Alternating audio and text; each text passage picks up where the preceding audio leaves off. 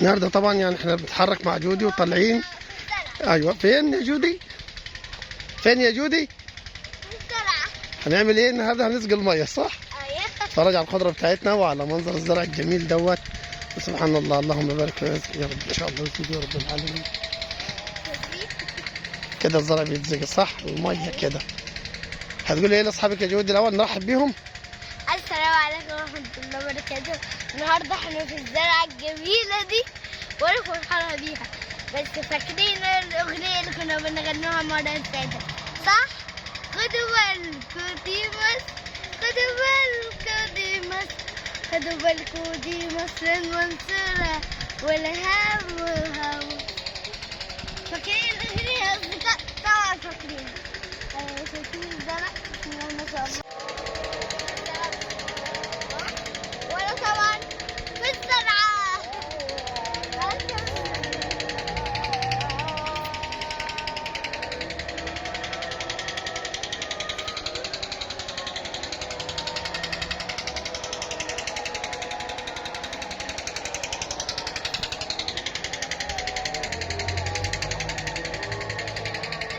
ايه يا جودي؟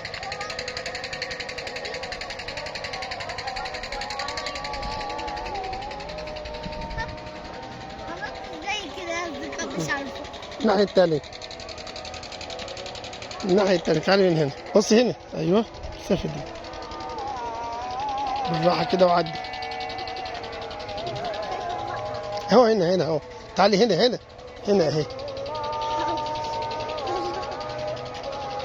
كده هقع. لا مش هتقع. اوب.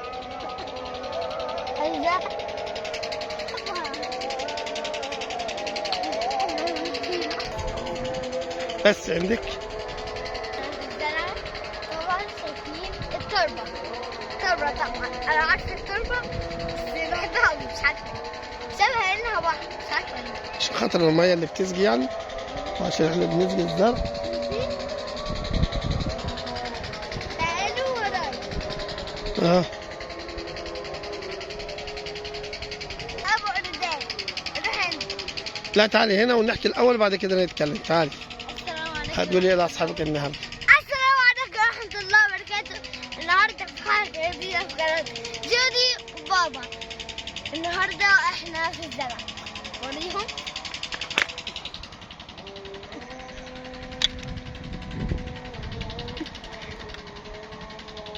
هتمسكها.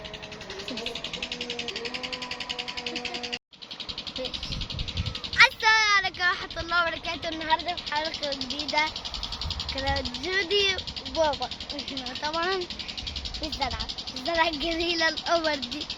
بس ثانية واحدة. يلا وسهلا جودي. السلام عليكم ورحمة الله وبركاته. احنا النهارده معاكم طبعا في موسم الزرع، والحمد لله يا رب جالها سنة كريمة ان شاء الله، يا رب جالها دايما بالخير. طبعا احنا في الزرعة الجميلة دي. وبنشوف المية هي وبتسقي الزرع الحلو ده. في زرع اخضر هو الحمد لله خضر، في زرع لسه بيتخضر يعني من الناحية التانية. وهنحاول ان احنا نعرض لكم الحاجات دي. قلنا نطلع احنا وجود نرحب بكم، لنا فترة طويلة ما سجلناش. طبعا احنا حبينا النهارده انا نسجل فرحانة. ونكلمكم سوا، قلنا نتكلم معاكم. ونحب برضك نقول لكم وحشتونا، ويعني اهلا وسهلا بكم في قناتنا. ويا ريت يا اعزائي المشاهدين ان انتم ان شاء الله تشاركوا معانا وتشجعونا بالمشاركه واللايك علشان خاطر نقدر ندعم القناه، ويا رب ان شاء الله تنفع على خير. يوميات جودي وبابا. ويا ريت تشتركوا في يوميات جودي وبابا، واحنا بنرحب بكم، وهيكون ده شيء عزيز علينا وعلى قلوبنا جميعا، واحنا مبسوطين جدا منكم، وان شاء الله يا رب نلتقي دايما على خير. عايز نقول لهم ايه بقى يا جودي؟ رحت المدرسه النهارده؟ ايه ايوه. اللي حصل بقى؟ احكي لنا اللي حصل في المدرسه. انا كنت في المدرسة وفرحان قوي مع صحابي. كنا في الفسحة كمان كنا بنطلع انا واصحابي نمسك ايد بعض ونقعد نتمشى ونروح نشتري انت مين في حاجات. اصحابك النهارده كان معاك؟ كنا بنلعب مع بعض وكل حاجة وفرحانين قوي قوي قوي. كملي كلام. كنت اشرحي لهم اللي حصل. كنت ماشية قوي، يعني ماشية وفرحانة والكلام ده. فرحانة قوي. بس أنا كنت في مكان كبير جدا. إيه هو؟ معرفش إيه. طبعا المدرسة جدعين. وطبعا أنا أهو في الزرعة بوديك من المدرسة. كويس. ولا على كده انا شايفه المدرسه من هنا عشان المدرسة قريبة يعني. اهي كويس. كويس. بس انا عايزه اوريهم المدرسه. المدرسة ايوه هتيجي ازاي؟ بس هنحاول. ماشي. ماشي. هنحاول نوريهم المدرسة ازاي. مشوار المدرسة هي تيجي بس يعني حلقة. واحدة واحدة باينه كده. شويه بس هو باين. وطبعا انا هنحاوله كده واحدة واحدة. أيوة. واحده واحده. ايوه ايوه. اهي جت. اتنس. هي جت في الركن دوت اللي هو جنب الشجر. ايوه طبعا جنب النخله. وانا شفتها طبعا. ايه ارجع لورا ارجع لورا عشان تظهر. طيب انت كده جايه في وش القناة. انتوا شايفيني؟ شايفيني يا اصدقاء؟ هاي. اول حلقه مدرستي حبيبتي. انا اذنكم يعني رايحه جنبيها. رايحة فين؟ عند التربه. ايوه كده عشان وشك يبقى منور. وطبعا انا اهو في النهار الجميل الحلو قوي ده. وطبعا عادي على فكره البيوت والنخل والحاجات الحلوه دي انا فرحانه بيها وحلوه قوي. حلوه قوي. ومعانا المشاهد معانا بابا. كل سنة هو ليه اسم تاني بس خايفه. زرعته وبتحاول الناس انها يعني اول ما خلصت المحصول بتاع الحصاد والدراسه وكده وكان فيها جمع الحمد لله وده يا رب يديمها نعمه وخير يا رب. بتبدا الناس بعد كده بتعمل ايه؟ بتحرث الارض بتعمل عمليه تجهيز للارض. الناس واللي هي يعتبر يعني الزرع ده خير كبير والحمد لله ونعمه وفضل يا رب يزيده. بيبداوا بنحب هم الزرع جدا عشان بعد هو الحصاد انا بشرح لهم اللي بيحصل. بعد الحصاد بيلموا الجمح كده ويعملوه جرن زي ما بنسموه ويكوموه وبعد كده بيبدا يروحوا عاملين دراسه. الله يخليك يا رمضان الله يبارك فيك. استنى شويه نخلص معاك يا رمضان نحكي.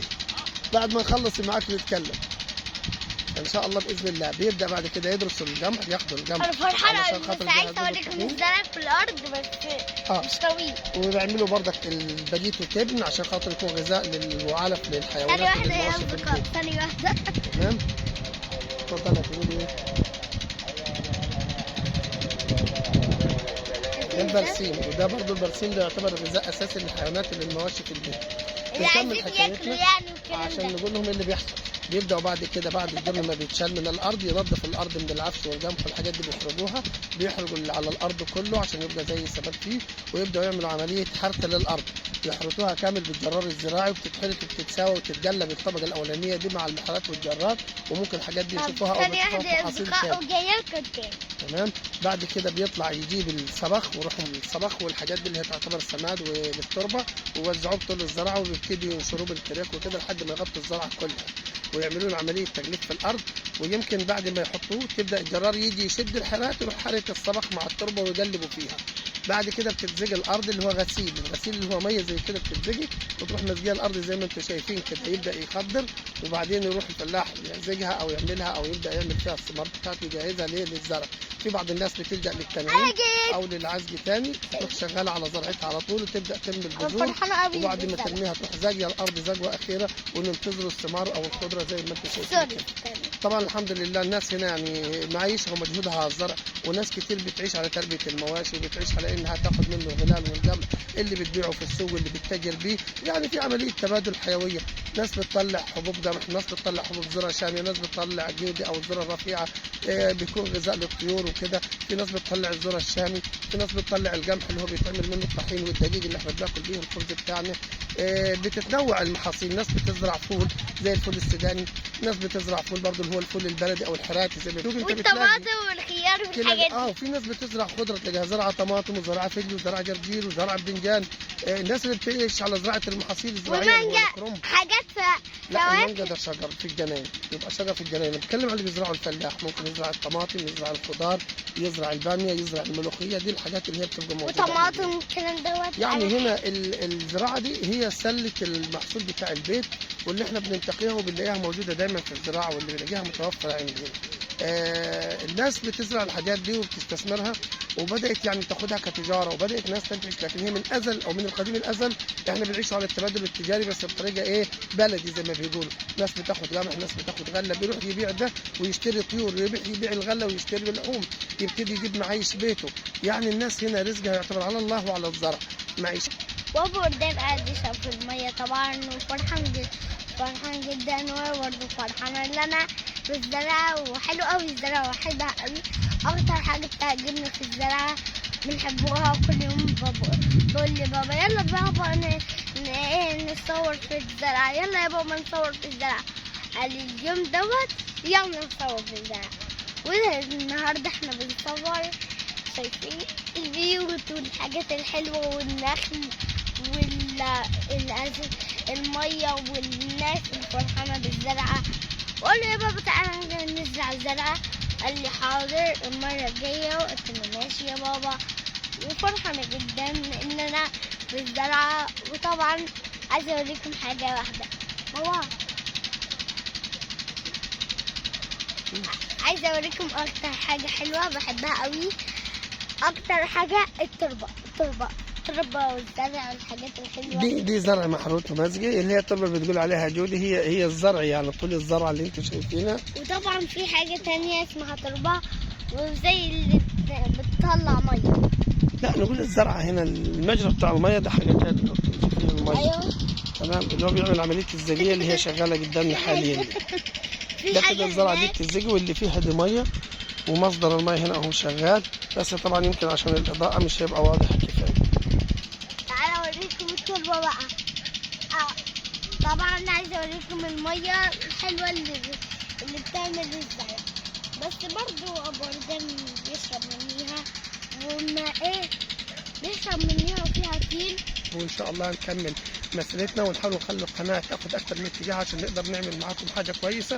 احنا بنحاول انا وجودي نقدم لكم محتوى خاص بالتعامل مع اطفالنا ومع اولادنا، وان شاء الله باذن الله نحاول نصل الى مستوى كويس بحيث يقدر الواحد يتعامل مع ابنائه ويقدر يعيش مع ايامهم، ويحاول انه يغير من حياته ويطلع بعيد خالص عن اي مود في طاقه سلبيه. او على راي يعني الله يمسيها بالخير اللي بقول جودي عمتك فاطمه اللي هي كانت بتقول دايما وقالت شلطاقه